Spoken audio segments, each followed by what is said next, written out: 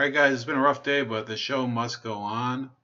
Of course, a lot of you are probably enjoying the day after Christmas, back at work or whatever. I didn't go to work today. I have supposed to have work tomorrow, but we'll see about that because my car completely crapped out. But in any case, this is a story that I've researched, and it's I don't think it's anywhere else.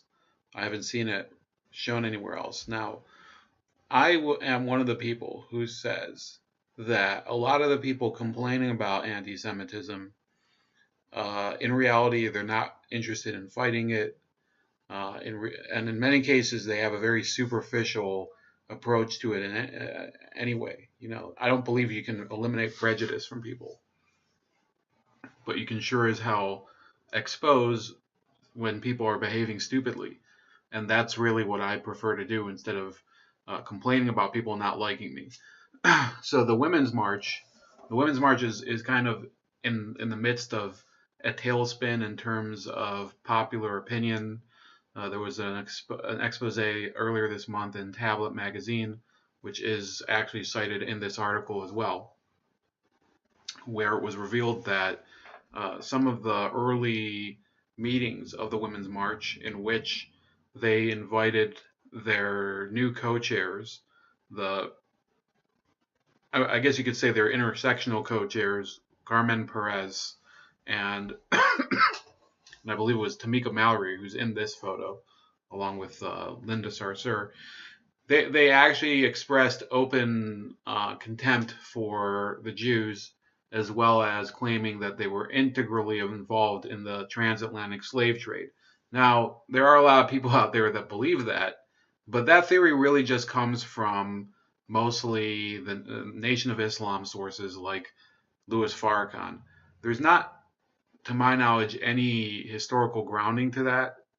And in any case, the people that would have been involved in that, they were not their descendants were not the ones who are currently living in the U.S. Okay, most of the Jewish Americans are from Eastern Europe, so they would not have been involved in the transatlantic slave trade because that wasn't operated out of Romania and Ukraine and Poland, I guess.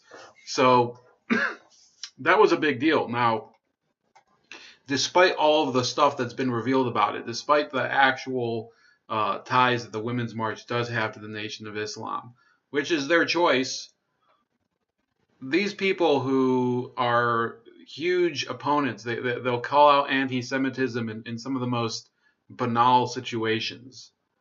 They continue to stick with the Women's March. And one of these people is American Federation of Teachers President Randi Weingarten, who is over here, if you look at my cursor, who is actually standing right next to Tamika Mallory. And she's actually her wife, because she apparently came out in 2007 as gay. Her wife is a progressive rabbi of, I think it's called Congregation Beth Shalom in Manhattan or something. So they have absolutely no problem with it, even though, as you'll see, they tend to take a very judgmental line towards some expressions of anti-Semitism or anti-Jewish activity, but it's really very selective.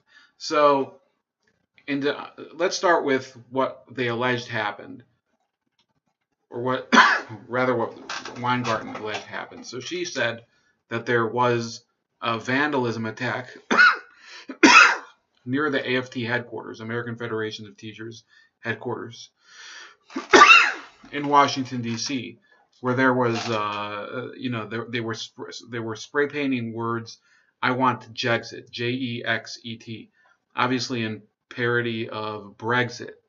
So they found this vandalism attack where people said, "I want Jexit." So I looked it up on Twitter, and they'd claimed that this was an anti-Semitic attack. In fact, I think and this is the official press release from the American Federation of Teachers, saying AFT President Randi Weingarten responds to anti-Semitic graffiti near Union's office. So it says that they reached out to the Anti-Defamation League, and the Southern Poverty Law Center to further investigate the meaning and significance of the term used in the message. The SPLC has added images of it to its monitoring database, which tracks hate speech around the country.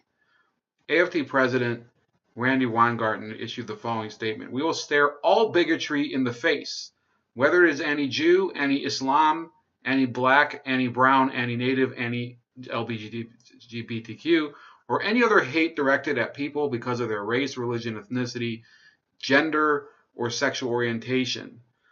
Defacing our community with hateful rhetoric is meant to intimidate, otherize, and sow fear, and to divide our community and make people feel unsafe and unwelcome where they live and work. But this type of hate crime does just the opposite. It mobilizes us to come together and unite around the common causes of tolerance and peace, and to continue fighting for a more inclusive, more just world." So let's see if, I don't even know if SPLC posted the images. So let's look that up. So there doesn't seem to be much of this. So I don't think I've seen, well, I'll let you guys know if there's anything that crops up, because I haven't seen any images of this online. But in my opinion, they have not followed up on this because there's nothing to follow up on. Because Jexit had nothing to do with the Jews. Jexit has to do with, bizarrely enough, Jose Mourinho. And who is Jose Mourinho? If you're a Yankee over here, one of those people that doesn't like soccer, doesn't follow anything in Europe. Jose Mourinho, he used to be, I remember him when he was the manager at Chelsea Football Club in England. But he's now is apparently the former manager, the now former manager at Manchester United. And the people spraying "I want Jexit" wanted him fired. And coincidentally, he was fired 6 days after this crime occurred. So is it possible that this had nothing to do with that because it's in Washington, D.C.? What's the connection between Manchester United and Washington, D.C.? I think it's a little strange, but that's the most current issue going on with Jexit, whatever the hell that is. Another possible explanation is that there were past attempts to kick out Jeremy Corbyn from Labour. That's called Jexit over there. How Labour imploded, a shadow cabinet tried to force Jeremy Corbyn to quit. So that's another possible explanation. The third possible explanation, even less likely than the other two, is that there's talk of Jamaica leaving the Caribbean community. So that would be obviously a parody on Brexit that has nothing to do with the Jews or anything. It just has to do with Jamaica. Here, this from the Jamaica Observer. Sorry if my computer's a little slow here. Jamaica has no plans for Jexit. You see here the Prime Minister of Jamaica, Andrew Holness. So those are the only three major references that I see to Jexit online. None of the three has to do with the Jews, even the one concerning Jeremy Corbyn. So think about that for a second. Now to the actual matter at hand. So Weingarten has led the nation's second largest teachers union since 2008. The AFT is the second largest one. The largest teachers union would be the National Education Association, which I thought she was the head of that, but I guess I was wrong. So she's also Jewish, and she's married to another woman, and her wife is the rabbi at a congregation, and I'm allowed to laugh, by the way. I'm Jewish, so she's married to a woman rabbi who's head of the largest LGBTQ community synagogue in Manhattan, and yet here they are, both of them. This is Kleinbaum and this is Weingarten, with these two ladies who openly support Louis Farrakhan. Louis Farrakhan isn't a liar. You can say a lot of things about him, but he says openly that he is anti-termite. And who is he talking about when he says anti-termite? He's talking about the Jews. He said, that was his clever little joke about it. And that this was the text of her tweet. While we don't agree on everything, Linda Sarsour and Tamika Mallory are warriors for justice, and I'm honored to know them and work with them and call them friends. Glad to have this meeting today with them and S. Kleinbaum debunking myths. Debunking myths, are you?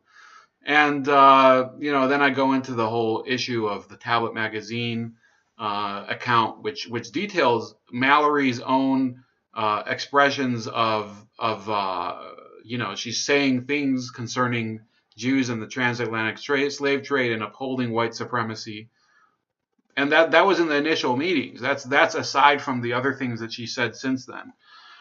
On December 22nd, Mallory had poured even more gasoline on the fire by stating in an interview with the New York Times that since that conversation, we've all learned a lot about how while white Jews, as well as white people, uphold white supremacy, while white Jews as white people uphold white supremacy, all Jews are targeted by it. What is often ignored is that Mallory, who is the main conduit of the Women's March to Farrakhan's movement, was also an advisor to Vice President Joseph Biden in 2013 concerning issues of gun violence and served on New York Mayor William de Blasio's transition committee. So this isn't somebody who is an isolated person. She's been highly politically connected since at least 2013. And in fact, I think de Blasio was elected in 2013. So as of today, Weingarten has failed to disavow the Women's March figures, a perplexing display of laxity on her part, given that she, on August 15th, 2017, crowed the following statement in response to the Charlottesville Unite the Right rally. This is a moment of clarity. You either stand against racism and anti-Semitism and bigotry, or you don't. In December 2016, she also tweeted the following in response to allegations against Representative Keith Ellison, who was at the time running for DNC chair. Anti-Semitism and Islamophobia are real. Don't pretend either exist in Keith's heart or soul. So I want to ask, why would you include Islamophobia in it? Which she's misspelled, by the way, but Keith Ellison was never accused of Islamophobia. So why would you accuse him of that? He was only accused, I believe, of anti-Semitism. He's been accused of anti-white racism, which, by the way, if you hate one of them, you should also hate bigotry against white people, too. But I guess that's not a problem. And, there's a lot of controversy over Mr. I guess he would be Attorney General now, Ellison. And he had an interview with Jake Tapper in June. I think, actually, this is in June 2018. But he ended up having this crazy interview with him where he said, no, I've never been involved with Farrakhan. It's a lie, blah, blah, blah. It's been proven. And in fact, one of his other fellow congressmen at the time, Andre Carson, confirmed that he was at a meeting with Farrakhan as recently as 2015. So there is no point in trying to conceal it anymore. Keith Ellison is a liar, and Randi Weingarten is covering for him. And you can see her here campaigning for him for the DNC chair in 2017. And here it says, she even, this is what's really strange. Back in 2014, before all of this controversy over Donald Trump and Russia and everything, and people were concerned that the U.S. would be supporting a racist government in Ukraine, because there are extreme right figures in Ukraine that are against Russia. She replied to somebody who was criticizing her trip to Ukraine. I don't know why the head of a teachers union has to go to Ukraine to express support for U.S. foreign policy there in terms of supporting them against Russia. There's nothing that the teachers union, in my opinion, has of interest in Ukraine concerning that. So, in any case, she tweeted back to a user, no one is saying there is an absence of homophobia or anti-Semitism in Ukraine. sound like you are supporting the Russians. So she was accusing people back in 2014, before it was cool, of supporting Russia. So the problem I'm seeing here, okay, if people want to support Louis Farrakhan, if people want to participate in the or participate in the Women's March, or do whatever they want to do, I think that's their choice. What I don't think is a choice is to try to complain endlessly when people are saying things that you construe to be anti-Semitism, and then go and openly play offensive line for people like Ellison and people like Sarsour and Mallory, who all the time they're just they just can't keep their mouths shut. Sarsour herself complained last year. I guess it would be yeah, almost a year ago, about the Jewish media. So who the hell are you, Randi Weingarten? Why won't you stand up and accept that you've basically been a fig leaf? That's about it. Please like the video, subscribe to my channel, share the video, and also subscribe to me on CocoScope, as well as BitChute and all the social media below. Love you guys, and I'll talk to you later.